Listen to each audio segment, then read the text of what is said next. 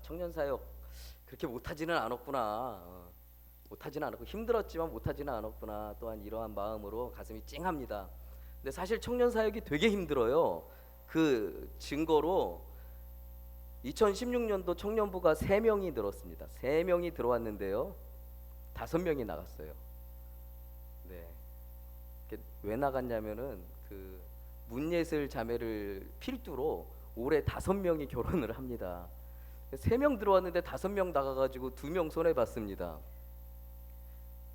다다음 주에 있을 또 우리 이훈범 형제님, 그리고 짝도 옆에 와 있고, 그 다다음 주에 있을 또 곽동욱 형제님, 짝은 안 와 있군요. 그 옆에 짝인 줄 알았는데 또 계시고. 그래서 힘듭니다. 청년들 이렇게 예쁘게 탁 길러놓으면은 나가요. 힘들어요.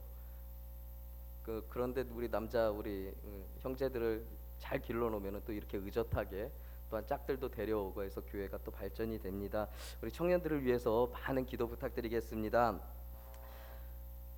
오늘 헌신 예배니까 우리가 헌신에 대해서 잠깐만 우리가 짚고 넘어가도록 하겠습니다. 제가 늘 이렇게 연말이 되면 이제 10월달 지나가면은요 이렇게 말해요. 형제님, 자매님, 집사님, 권사님, 장로님, 주님께 헌신하십시오. 주님의 몸된 교회를 위하여서 봉사하십시오. 그 한 몸 불사르십시오. 그러면은요, 네, 순종하겠습니다. 제가 무엇을 해야 할까요? 아니면 어떻게 해야 될까요? 무엇을 드릴까요? 라고 말씀하시는 분은 몇 분 계세요. 몇 분 계세요. 한 10분 물어보면은 한두 분 계십니다. 그리고 나머지 분들은요, 기도해 보겠습니다 이래요. 그리고 간혹 가다가 이러신 분들도 계세요. 제가 시간이 여유가 생기면 봉사하겠습니다. 헌신하겠습니다. 목사님, 저는 지금이 딱 좋아요. 그냥 예배만 드리는 게 딱 좋아요. 더 깊이 들어가기 싫어요. 제가 예수님은 믿는데 헌신하지는 못하겠습니다. 헌신은 목회자나 하는 거지요. 목사님 헌신하시고 우리는 그냥 믿기만 할게요. 예배만 드리겠습니다. 좀 그리고 유머가 있으신 분들은 이렇게 말해요. 헌신은 새신 반대말 아닌가요? 저 오늘 새신 신고 왔는데 이렇게 말씀하십니다. 이런 개그를 청년들한테 하면은 막 지금 얼굴이 안 좋아져요. 낯빛이 안 좋아지는데 그래도 우리 성도님들은 딱 웃으셔야 되는데 대부분의 교인들이 이렇게 말합니다. 믿는 것 따로 헌신하는 것 따로 생각하시는 분도 많아요. 그래서 이 문제가 무엇인가 생각해 보니까 우리가 헌신 예배를 너무 자주 드리는 것 같아요. 사실 헌신 예배는요 좀 특별한 얘기일지 모르는데 오해하고 듣지는 마세요. 헌신 예배는 일생에 한 번 있습니다. 예수님을 믿을 때에 그 중생 의롭다함 받은 칭이 양자된 때, 그때가 사실 우리의 헌신 예배예요. 그러면은 지금 하는 이 예배는 무엇이냐? 이것은 바로 헌신 기념 예배예요. 헌신 기념 예배. 에베소서 2장 1절에 보면은요 이렇게 말씀하고 있습니다. 허물과 죄로 죽었던 너희를 살리셨도다. 그러니까 허물과 죄로 죽었던 우리가 살림을 받았잖아요. 이 살림을 받은 이 순간이 바로 헌신 예배의 순간이에요. 그러면은 그 이후의 순간은요 죽었던 우리가 이제는 덤으로 사는 인생이에요. 좀 더 나은 인생이 아니라 죽었던 우리가 이제는 새로운 생명을 얻고 덤으로 사는 인생입니다. 이것을 깨달아야만 우리가 참된 헌신으로 나아갈 수가 있는 것입니다. 덤으로 사는 인생이기 때문에 우리는 우리의 삶의 주인의 자리에서 이제는 내려오고 주님이 이제 우리 인생의 주인이 되셨어요. 돼야 되는 것이 아니고 되신 거예요. 예를 들어 보겠습니다. 부부가 되기로 작정하고, 우리 곽동욱 형제님 잘 들으세요. 이은범 형제, 부부가 되기로 작정하고 결혼식 한 번 하면 그 결혼식은 한 번으로 족한 거예요. 매년 결혼식 하지 않잖아요. 해마다 결혼 기념일을 간직하고 결혼의 의미를 기억하면 되는 것이지 매년 결혼식 할 필요는 없어요. 바울 사도는 해와 달과 절기를 삼가하라고 했지요.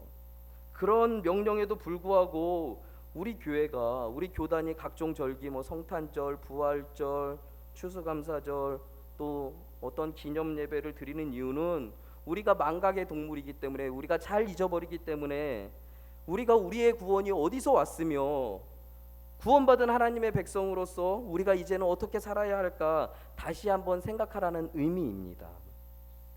그러니까 처음에 얘처럼 헌신하십시오 이럴 때, 너 이제 고3 지나고, 고3 때 맨날 그러잖아요. 제가요 대학 들어가면 헌신할게요, 봉사할게요. 너 이제 대학교 들어갔으니까 이제 주님께 헌신해야지, 이렇게 말할 때 아멘, 네 순종하겠습니다 이렇게 말 안 하고, 대학 들어왔으니 제가 조금만 놀다가 헌신할게요, 아니 군대 갔다 와서 헌신할게요. 저는 그냥 예수님만 믿으면 안 돼요? 교회에 깊이 들어가기 싫습니다 라고 말하는 사람은, 교회에 깊이 들어가기 싫은 사람, 은혜에 깊이 들어가기 싫은 사람은요, 한번 깊이 생각해 봐야 돼요. 무엇을 깊이 생각해 봐야 되냐면, 자신이 거듭났는지 안 거듭났는지 깊이 생각해 봐야 돼요. 허물과 죄로 죽었던 우리가 다시 살리심을 받았다라고 한다면은 이제 우리의 인생은 덤으로 사는 인생입니다. 결혼한 부인이, 여보 우리가 결혼한 건 맞지만 내가 때가 되면 밥 해줄게, 내가 때가 되면 애 낳아줄게, 말이 됩니까? 이거 말 안 되잖아요. 남편 옆집에 엄청나게 멋있는 사람이 이사 왔어. 옆집 총각이 내 스타일이야. 공유. 내가 옆집 총각하고 당분간 그 총각이랑 좀 사귀다가 나중에 남편한테 잘해주면 안 될까? 제가 너무 비약해서 말했나요? 아니면 이게 하나님에 대한 우리의 모습인가요? 우리의 모습입니다. 우리의 모습. 내가 주님의 순결한 신부가 되기로 작정했는데 지금 우리의 모습을 보고 매 주일의 예배가 헌신의 예배로 나아가야 되는 것이에요.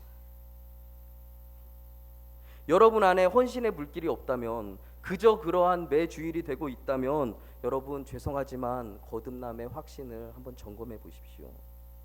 갈라디아서 2장 20절 아주 유명한, 우리가 암송하는 구절 있죠. 내가 그리스도와 함께, 시작, 내가 그리스도와 함께 십자가에 못. 네.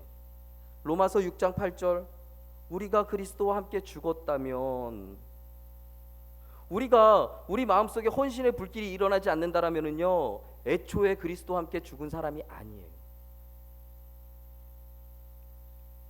옛 자아가 우리를 지배하고 있는데, 옛 성품이 우리를 지배하고 있는데, 우리가 이제 어떻게 그리스도와 함께 살기를 원하겠습니까? 그냥 단지 그러한 마음이 없다면 크리스찬 코스프레 하는 거예요. 그리스도인 흉내 내는 거예요. 헌신의 마음이 없고 그냥 저는 예배만 드릴 거예요, 저는 교회에 깊이 들어가기 싫어요, 저는 그냥 믿기만 할 거예요. 이거는 말이 안 됩니다. 누가복음 15장에 보면은 탕자의 비유가 나옵니다. 탕자가 되돌아올 때 이렇게 말하잖아요. 하나님과 아버지께 내가 죄를 지었습니다, 나를 받아주기만 하세요. 그런데 아들로는 제가 면목이 없으니 종으로 받아주십시오. 하나님께서 어떻게 하십니까? 그 아버지가 어떻게 해요? 받아주고 아들 삼아주잖아요. 그러한 마음이 우리에게 있어야 됩니다. 그런데 돌아오는 탕자가 이런 생각을 가지고 오면은 말이 안 되는 거잖아요. 내가 이 배고픔만 면하면은 나는 다시 방탕해질 거야. 아버지의 재산을 또 한 반 달라고 그래서 또 나가야지. 이런 생각을 갖는다라는 것은요, 말도 안 되는 생각이에요. 예수님을 믿고 하나님의 자녀로 우리가 회복되었다면, 이제는 이전의 삶을 버리고 주님의 말씀에 순종하며 헌신하는 삶을 사는 것이 마땅한 줄 믿습니다. 할렐루야. 헌신하시기 바랍니다. 기도할 때만 우리 예수님을 주님이라고 부르고 청산유수와 같이 주님 주님 기도하면서 삶은 개판인 정체불명의 괘씸자가 되면은 안 돼요. 지금 대한민국 기독교의 문제가 바로 이 문제예요. 정체불명의 괘씸자가 너무 많고 있어요. 예수 그리스도를 믿는다, 이것은 예수님은 나의 구원자, 나의 구주 되십니다, 이것뿐만 아니라 주님이 나의 구원자 되심으로 내 인생의 주님이라는 진솔한 고백 속에 이제는 덤으로 사는 인생, 내가 위선을 버리고 진실되게 주님을 위해서 살겠습니다라는 고백이 바로 우리 믿음 가운데 나와야 되는 것이에요. 그런데 지금의 모든 교인들은요, 너무 쉽게 믿어요. 예수님 믿어, 예수님은 나의 구원자야로 끝나요. 내가 주님이라고 말했을 때 그 주님은요, 나의 삶을 거룩한 산 제사로 드리는 그 행위가 있을 때 우리가 주님이라고 고백할 수가 있는 것입니다. 요한복음 13장 13절에는 이렇게 말하고 있습니다. 너희가 나를 선생이라 또는 주라 하니 너희 말이 옳도다. 내가 그러하도다. 당신들이 나를 주라 했으면 옳다. 나를 주님으로 섬겨라. 우리 삼성의 모든 청년들과 삼성의 모든 성도님들은 헌신하는 삶 사시는 우리 삼성의 모든 백성들 되길 간절히 축원합니다. 헌신의 불길이 타오르길 바랍니다. 이제 10월달 11월달 되면은요, 이제 기관장들이 쫓아가는 것이 아니라 여러분들이 자원하는 마음으로, 목사님, 집사님, 장로님, 권사님, 제가 주님을 위하여 시간과 열정과 은사를 불태우겠습니다 하는 놀라운 역사가 우리 삼성교회에 일어나길 간절히 축원합니다. 예전에는요, 이런 말이 있었어요. 아프니까 우리 어르신들이 맨날 그러잖아요. 젊을 때 고생은 사서도 한다. 옛날에는 아프니까 청춘이지 이런 말을 했습니다. 그런데 지금은요, 그런 말하면 큰일 나요. 아프면 환자지. 무슨 청춘은 청춘, 아프면 환자라고 말합니다. 아프면 환자. 낭만이 없어진 세대예요. 치열한 경쟁, 이 생존 사회이기 때문에 이런 낭만이 없어졌어요. 그래서 우리 청년들한테는요, 요즘 이럽니다. 얘네들은 3포 세대다, 5포 세대다, 7포 세대다. 얘기 들어보셨어요? 모든 걸 다 포기한 세대라고 그래요. 그래서 너무나도 마음이 아프고 암울해요. 5포가 뭔지 아시죠? 5포 5가지를 포기한 거예요. 연애를 포기했어요. 연애를 포기하니까 무엇을 안 합니까? 결혼을 안 해요. 결혼을 안 하니까 무엇을 못 해요? 생육번성을 못 해요. 출산을 못 해요. 그런데 결혼해도요, 요즘에 물가가 비싸니까 이것도 포기해요. 무엇을 포기합니까? 내 집 마련 포기해요. 그리고 먹고 살기 바쁘니까 무엇을 포기하냐면 인간관계를 끊어요. 그리고 희망도 포기합니다. 꿈도 포기해요. 무엇의 문제로요? 그 문제의 중심은 무엇이 있습니까? 돈이 있어요. 돈이 없으니까 연애도 못하는 거예요. 돈 없으니까 결혼 못해요. 돈 없으니까 내 집 못 사요. 돈 없으니까 인간관계도 못하는 거예요. 출산도 못하는 거예요. 이제는 포기하는 게 만연된 사회예요. 포기하는 게 만성 면역이 되어서 이제는요, 신앙도 포기해요. 너무나 마음이 아파요. 여러분들 아닌 것 같이 앉아 계시지만 여러분 주위에 있는 자녀들과 친척들만 봐도 알잖아요. 신앙도 포기해요. 내가 교회 다니면 뭐 어떻게 되는데? 엄마, 할머니, 제가 교회 다니면은요, 뭐가 되는데요? 이제는 신앙도 포기하는 시대가 됐어요. 여러분 강권에서 여러분들 자녀를 이 자리에 앉힐 수 있습니까? 그런 세대 지나갔잖아요. 이제는 신앙까지도 포기하는 시대예요. 그리고 이 자리에 나와 있는 이 친구들 믿는 것 같은데 내 안에 내 삶에 열매가 없어요. 그래서 되게 혼란한 시대입니다. 이 혼란한 시대, 이러한 아픈 시대, 이러한 현실의 벽 앞에서 우리가 진정으로 무엇을 붙들어야 하는지 오늘 말씀을 통해서 그것을 꼭 붙잡고 가시기 바랍니다. 우리가 무엇을 붙들어야 하는지 꼭 붙잡으시기 바래요. 오늘 본문에 아브라함이 붙잡은 것은요, 다른 것이 아닌 바로 하나님의 약속을 믿는 믿음이었습니다. 하나님의 약속을 믿는 믿음이에요. 그러기에 우리도 붙잡아야 할 것은 주님의 약속을 믿는 것, 믿음입니다. 믿음. 히브리서 오늘 11장 3절에 보면 뭐라고 나와 있습니까? 믿음만이 하나님을 기쁘시게 한다고 나와 있어요. 그리고 그 길만이 상 받는 길이라고 나와 있는 것입니다.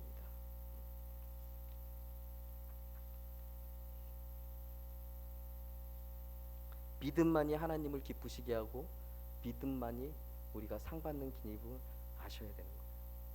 오늘 아브라함의 믿음을 통해서 또한 오늘 평행 본문인 이 창세기 12장부터 22장까지, 특별히 22장의 본문을 통해 가지고 아브라함의 믿음을 잠깐 살펴보도록 하겠습니다. 오늘 본문 8절에 보면은요, 믿음으로 아브라함은 부르심을 받았을 때 순종하여 장래의 유업으로 받을 땅에 나아갈새 갈 바를 알지 못하고 나아갔으며.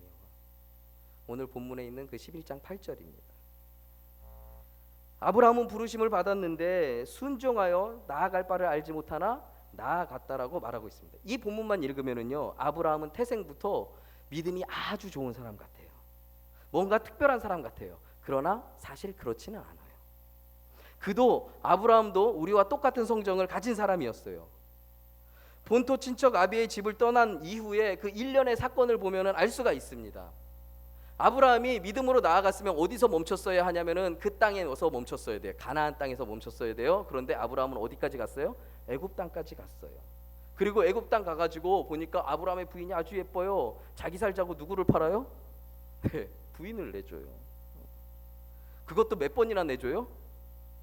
네, 애굽 왕에게 내주고 또 다시 돌아와서 그랄 왕에게 내주잖아요. 그리고 자기가 한번 하나님의 약속이 있었음에도 불구하고 자기가 한번 해보겠다고 그 믿음을 저버리고 어떻게 합니까? 엘리에셀을 통해 누구를 낳습니까? 이스마엘을 낳잖아요. 이런 것을 볼 때 아브라함의 믿음은 처음부터 온전하지는 못했습니다.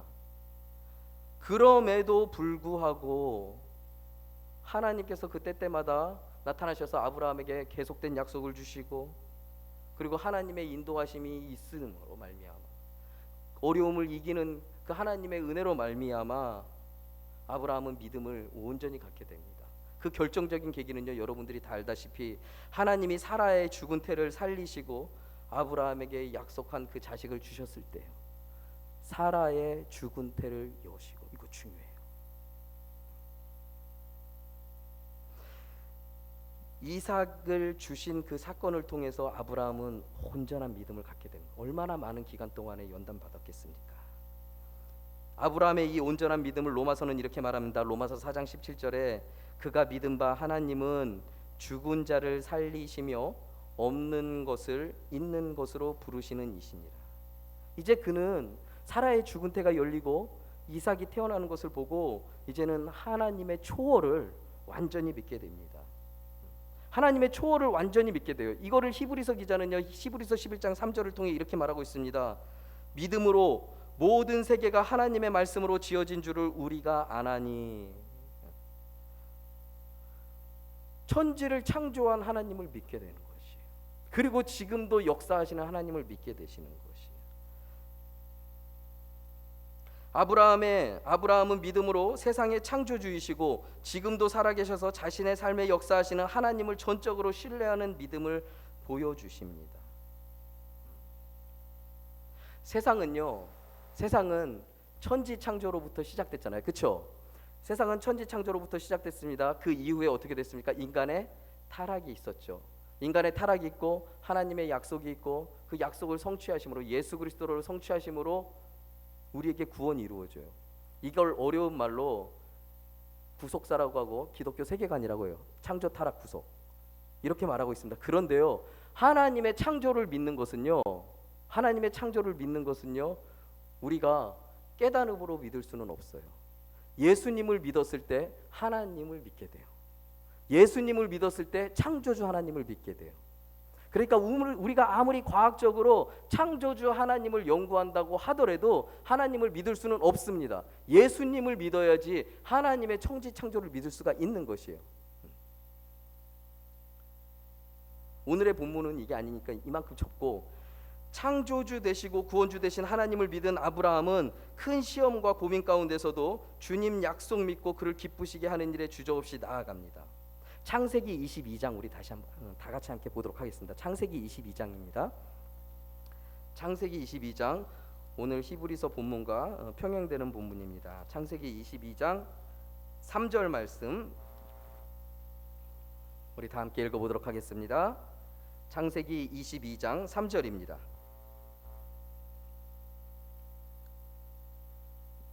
네, 구약성경 27페이지 앞쪽에 있습니다. 시작. 아브라함이 아침에 일찍이 일어나 나귀의 안장을 지우고 두 종과 그의 아들 이삭을 데리고 번제에 쓸 나무를 쪼개어 가지고 떠나 하나님이 자기에게 일러주신 곳으로 가더니. 아멘. 이 본문이요, 헌신 예배 때 되게 많이 사용되는 본문이에요.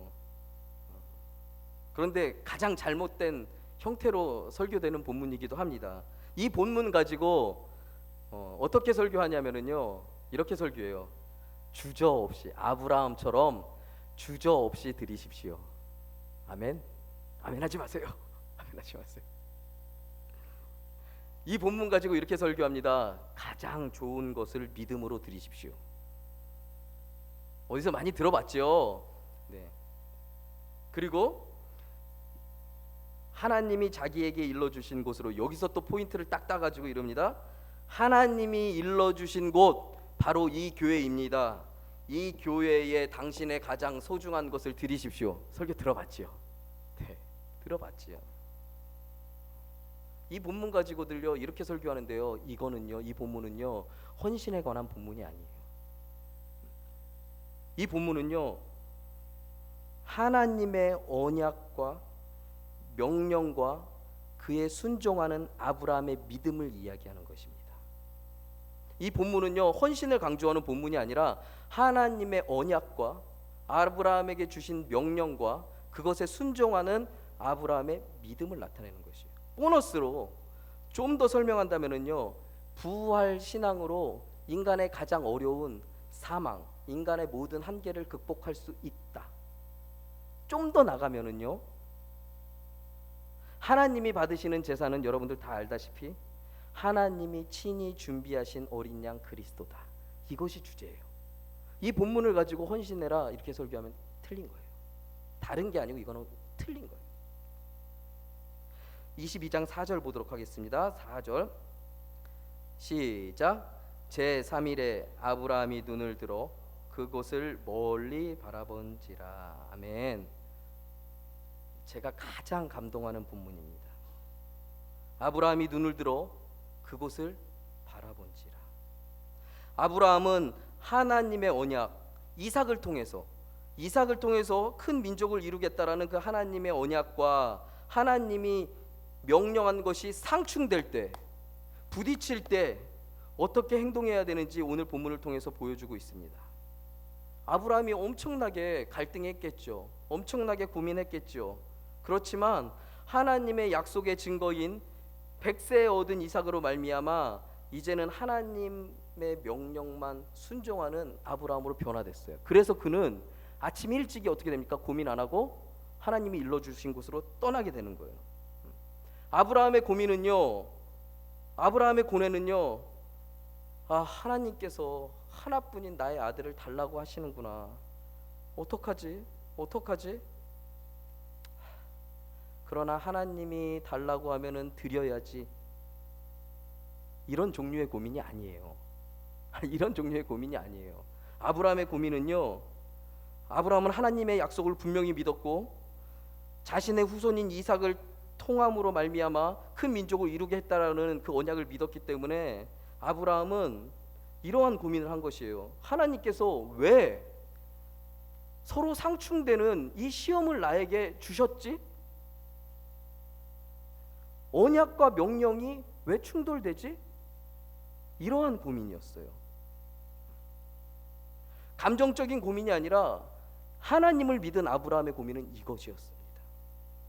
우리는 결론을 알고 있습니다. 우리는 이거에 대한 결론을 알고 있어요. 하나님께서 왜 이러한 상충되는 명령을 내렸는지요. 하나님의 기가 막힌 역사를 위하여서 그런 명령을 내렸다는 우리는 결론을 알고 있습니다. 아무튼 이삭을 후손으로 번성시키겠다라는 약속과 이삭을 죽여 제물로 바치라는 명령의 이유를 그 당시에는 깨닫지 못했겠지만 아브라함은 하나님의 약속을 신뢰함으로 이제는 눈을 들어 하나님이 원하시는 그 땅을 향해 나아갑니다. 우리가 믿음이 이거예요. 눈을 들어 하나님의 시선에게 맞추는 것이에요. 나의 시선에 하나님의 시선을 맞추는 것이 아니라 이제는 땅에서 눈을 들어 하나님이 바라보시는 그 언약의 땅을 바라보는 것이, 그것이 바로 믿음입니다. 아브라함은 믿음의 눈으로 하나님의 역사를 소망하며 힘차게 나아갑니다. 하나님의 역사가 시작될 그곳을 바라보며 한치의 망설임 없이 믿음으로 그 발걸음을 재촉합니다. 그는 죽은 것 같은 사라의 태에서 이삭을 주신 것처럼 내가 이삭을 죽여도 하나님이 다시 살리겠구나라는 믿음의 확신, 부활 신앙을 가지고 나아가는 것입니다. 그 증거가 5절에 있잖아요. 그 밑에 5절에 내가 아이와 함께 갔다가 우리가 너희에게 돌아오리라. 할렐루야. 내가 함께 아이와 함께 갔다가 내가 돌아오리라가 아니라 누구와? 우리가 돌아오겠다. 믿음으로 행동한 결과가 무엇입니까? 아브라함은 하나님의 명령을 따라 이삭을 드린 것이 되었어요. 하나님은요 받으신 것이 되었어요. 그게 오늘 본문의 19절이에요. 아브라함은 하나님의 명령을 따라 이삭을 드린 게 되온 거예요. 그 순종으로, 그 제사보다 나은 순종으로 이삭을 드린 게 되었고 하나님은 받으신 것이 되었습니다.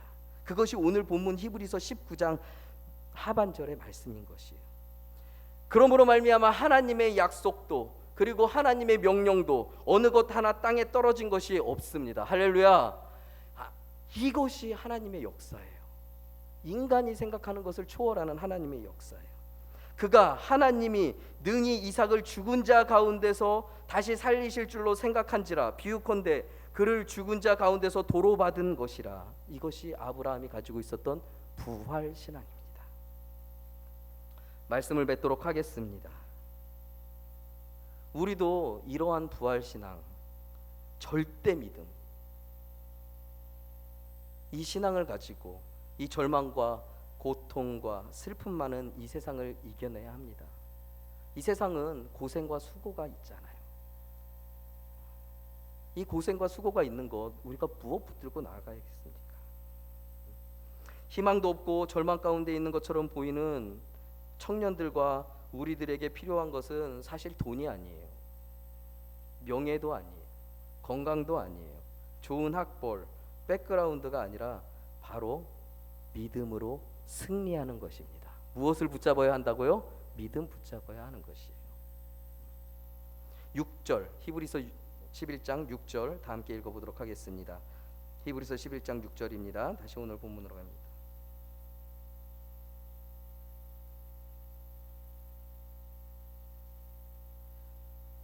믿음이 없이는 시작 믿음이 없이는 하나님을 기쁘시게 하지 못하나니 하나님께 나아가는 자는 반드시 그가 계신 것과 또한 그가 자기를 찾는 자들에게 상 주시는 이심을 믿어야 할지니라.